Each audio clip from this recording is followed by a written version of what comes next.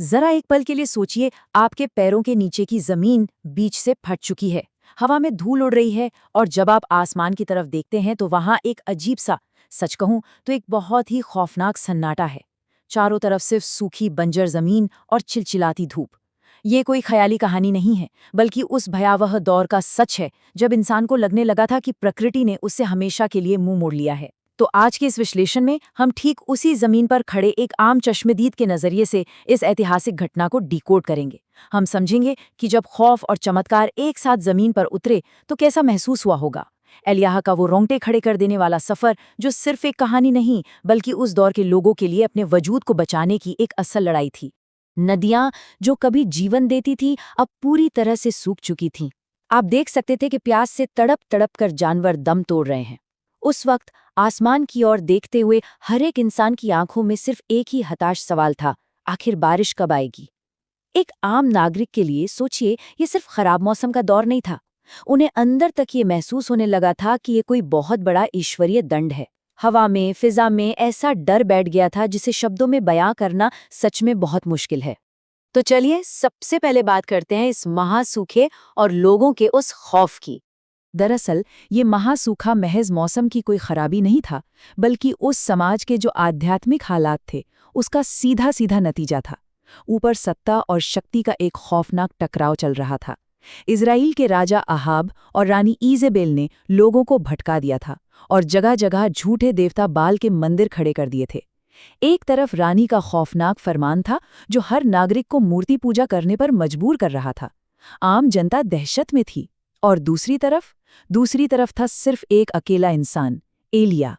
अब जरा एक नागरिक के नजरिए से सोचकर देखे। महल के भीतर जहां हर कोई रानी के नाम से कांपता था, वहां खड़े होकर इस अकेले आदमी ने बिना किसी खौफ के कह दिया कि उसके कहे बिना इस धरती पर एक बूंद पानी नहीं गिरेगा। ये सत्ता की आंखों में आंखें डालकर दी गई एक बहुत बड़ी चुनौती थी। और फिर जो निराशा छाई, उसने धीरे धीरे एक भयंकर रूप ले लिया। आप इस टाइमलाइन को देखिए। पहले हफ्ते में तो लोगों को लगा चलो शायद कुछ दिन में बादल आ जाएंगे, एक उम्मीद बाकी थी। लेकिन जैसे ही एक महीना बीता, हालात बिगड़ने लगे। चारों ओर जानवरों के शव दिखाई देने लगे। और एक साल बीतते बीते हालात इतने बदतर हो गए कि लोग पानी की एक एक बूंद के लिए आपस में खून खराबा करने पर उतर आए। ये वो दौर था जब इंसान अपनी इंसानियत को भूलकर सिर्फ किसी भी तरह जिंदा रहने की जद्दोजहद कर रहा था। जमीन तो दरक ही रही थी, उसके साथ साथ लोगों के हौसले भी पूरी तरह टूट चुके थे। लेकिन इसी बीच जब हर आम इंसान दाने दाने को मोहताज था, भूखे प्यासे लोगों के बीच एक बहुत ही अकल्पनीय सी अफवाह फैलने लगी। लोग दबी आवाज में छुप छुप कर बातें कर रहे थे कि वो नबी जिसने इस सूखे की घोषणा की थी, वो जंगल में बिल्कुल अकेला जिंदा है। और सबसे हैरानी की बात, उसे कोई इंसान नहीं बल्कि आसमान से कौवे रोटियां लाकर दे रहे हैं। अकाल की उस खौफनाक और कड़वी सच्चाई के बीच ये बात किसी जादू से कम नहीं थी। सोचिए, जब पूरी दुनिया मौत के साए में जी रही थी, तब उस एक आदमी के लिए प्रकृति खुद भोजन परोस रही थी। कमाल की बात है ना। अब कहानी में एक बहुत ही पर्सनल, एक छोटे स्तर का मोड़ आता है। एक विधवा का चमत्कार। पूरे देश में फैले इस खौफ के बीच अब हम एक बहुत ही निजी कहानी की तरफ मुड़ते हैं। ये हमारा आखिरी भोजन है, इसके बाद हम मर जाएंगे। ये शब्द सुनकर ही रोंगटे खड़े हो जाते हैं। और सच कहूं तो ये सिर्फ एक औरत का नहीं, उस दौर के हर आम इंसान की आत्मा का दर्द था। जब एलियाह एक गरीब विधवा के घर पहुंचा तो उसके पास सिर्फ आखिरी मुट्ठी भर आटा बचा था। बस ये उस भयानक अकाल की जमीनी असलियत थी। उस औरत की आंखों में मौत का साफ इंतजार दिख रहा था। एक ऐसी बेबसी जहां सब कुछ खत्म हो चुका था और मौत ही एकमात्र सच नजर आ रही थी। लेकिन यहाँ सबसे गौर करने वाली बात क्या है? उस विधवा की उम्मीद किसी विशाल गरजते हुए तूफान से वापस नहीं आई।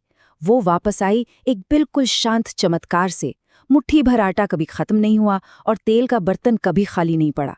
जो खौफ था उसकी जगह अब एक खामोश ईश्वरीय भरोसे ने ले ली थी। ये एक ऐसा चमत्कार था जो हर सुबह चुपचाप होता था। इस घटना ने साबित कर दिया कि सबसे बुरे वक्त में भी मदद अक्सर सबसे छोटे और बिल्कुल अप्रत्याशित रूपों में आ सकती है। पर जिंदगी इतनी आसान कहाँ होती है। जब लगा कि सब कुछ ठीक हो रहा है, अचानक एक भयानक त्रासदी हुई। विधवा का इकलौता बेटा मर जाता है। उस छोटे से घर में अचानक मातम छा जाता है। जाहिर है विधवा का दर्द गुस्से में बदल गया और वो एलिया पर चिल्लाने लगी। लेकिन एलिया बिल्कुल शांत रहा।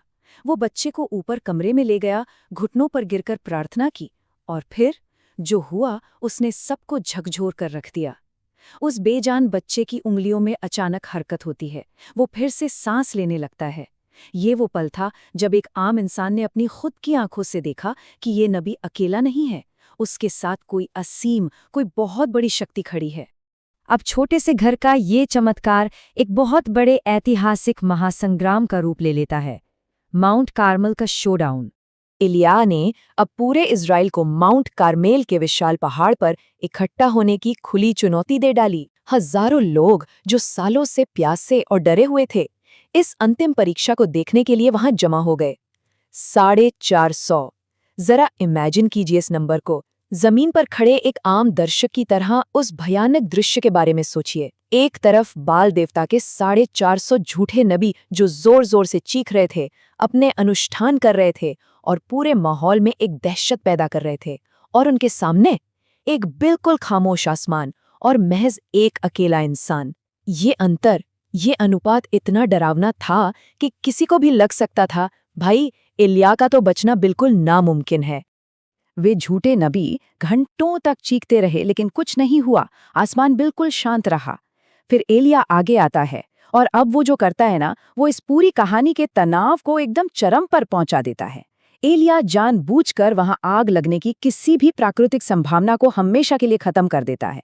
वो लकड़ियों पर एक बार नहीं, दो बार नहीं, बल्कि 3 बार पानी डलवाता है, यहाँ तक कि पूरी खाई पानी से लबालब भर जाती है। भीड़ हंस रही थी, उन्हें लग रहा था कि ये तो पागलपन है। मतलब सूखे के इस दौर में इतना कीमती पानी बर्बाद करना और फिर आग की उम्मीद करना, कोई तुक नहीं बनता। फिर एलिया ने आसमान की तरफ देखा और प्रार्थना की, और फिर अचानक आसमान लिटरली फट गया। ऊपर से एक ऐसी खौफनाक और विशाल आग उतरी जिसकी भयंकर तपिश ने वहां मौजूद हर किसी को जमीन पर गिरा दिया। उस आग ने न सिर्फ लकड़ियों को जलाया, बल्कि पत्थरों और उस खाई के सारे पानी को एक ही झटके में भाप बना दिया। जो भीड़ कुछ पल पहले हंस रही थी, मजाक उड़ा रही थी, वो अब दहशत और खौफ से कांपते हुए घुटनों के बल जमीन पर पड़ी थी। उन्होंने अपनी खुद की आंखों से एक अकल्पनीय, असीमित शक्ति को जमीन पर उतरते देखा था। लेकिन इस विशाल जीत के ठीक बाद कहानी एक ऐसा मोड़ लेती है जिसकी शायद किसी ने उम्मीद नहीं की थी। हम सोचने पर मजबूर हो जाते हैं, जीत के बाद भी ये नबी अंदर से टूट क्यों गया? इतनी बड़ी शक्ति का प्रदर्शन करने के बाद जब रानी इजेबेल ने उसे जान से मारने की धमकी दी, तो वही निडर एलिया अचानक भयानक डर से घिर गया, और वह अपनी जान बचाने के लिए सब कुछ छोड़कर एक घने जंगल की ओर भाग खड़ा हुआ। तो चलिए इस चौथे हिस्से में इसी खामोशी और सन्नाटे की बात करते हैं। ये हमें बड़ी गहराई से दिखाता है कि कोई व्यक्ति कितना भी शक्तिशाली क्यों ना हो, इंसानी निराशा और डर उसे तोड़ सकती है। जंगल में एक पेड़ के नीचे बैठा वो महान नबी अब सिर्फ एक थका हुआ, हारा हुआ इंसान था जो कह रहा था, हे प्रभु, अब बहुत हो गया। और यहीं पर इस कहानी का सबसे खूबसूरत विरोधाभास सामने आता है। पहले एक तेज तूफान आया जो पहाड़ों को चीर सकता था, फिर एक भयानक भूकंप आया, और उसके बाद आग भड़की। लेकिन ईश्वरीय उपस्थिति उन विनाशकारी शक्तियों में नहीं थी। तो फिर क्या हुआ? एक बिल्कुल हल्की, शांत आवाज आई, एकदम एक फुसफुसाहट जैसी, और उस गहरे सन्नाटे में ही उस टूटे हुए नबी को अपना अंतिम सुकून और अपने सवालों का जवाब मिला। ये हमें बताता है कि परमेश्वर हमेशा आंधी या आग में नहीं, बल्कि कभी-कभी एकदम गहरे सन्नाटे में बात करता है। और अब हम आते हैं इस कहानी के आखिरी हिस्से पर, आग का रथ। सालों बीत गए। एलिया अब अपने शिष्य एलीशा के साथ था। जरा एलीशा की हैरान और विस्मय से भरी नजरों से इस अंतिम दृश्य को देखिए। कल्पना कीजिए उस पल की। हवा अचानक बहुत तेज बहने लगती है। आसमान में एक सुनहरा, खौफनाक लेकिन अद्भुत आग का तूफान दिखाई देने लगता है। बादलों को चीरता हुआ एक आग का रथ आग के ही घोड़ों के साथ जमीन की ओर उतरता है।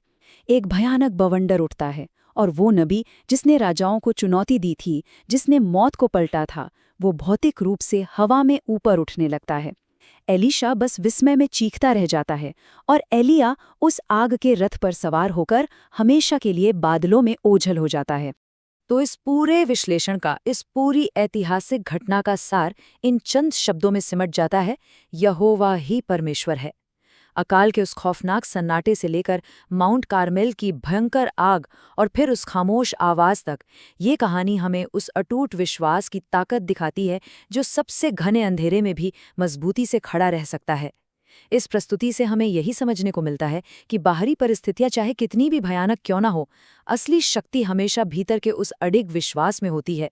अंत में हम सबको एक बात पर जरूर विचार करना चाहिए, जब हमारे चारों ओर सन्नाटा छा जाए और सारी उम्मीदें सूख चुकी हों, तो क्या हम भी उस एक शांत आवाज को सुनने का धैर्य रखते हैं?